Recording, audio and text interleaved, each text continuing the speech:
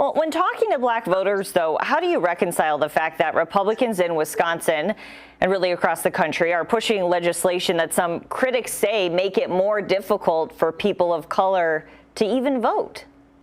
Well, that's not true. And the fact of the matter is, there's a lot of questions around voter integrity, voter credibility that I think it's only fair for legislatures to answer around the country, and certainly here in Wisconsin.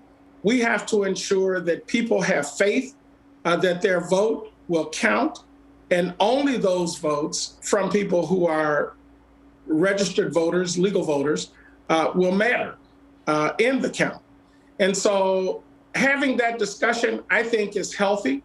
Whatever legislation comes out of that, I think will be supported in a bipartisan fashion.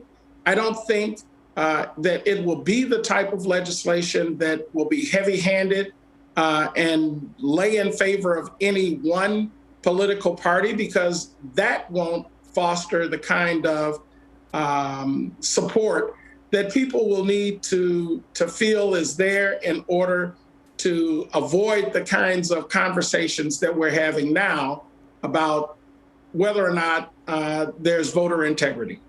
Well, and I was seeing that, you have community activists, business leaders, even the Milwaukee Bucks are coming out and saying that bills in Wisconsin are creating steep barriers to voting for black and brown communities.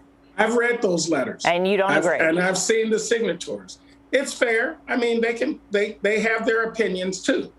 But I think when all is said and done, the conversation still needs to be had about whether or not there is confidence that votes cast are votes that are legitimately cast, and that people have the opportunity to cast their votes in one part of the state in the same way that others in other parts of the state are able to cast their votes. You can't have disparities in availability of timing. You can't have disparities in how people are able to cast those votes. Well, and just to clear up, I know we've talked about this so much on this show, but there has not been evidence of widespread fraud when it comes to the election. So you're talking about something different, though, right? I am. And I'm not saying that there was widespread fraud. What I'm saying is that we need to have conversations about how to avoid it and make sure that our laws are consistent in the application of how people are able to vote.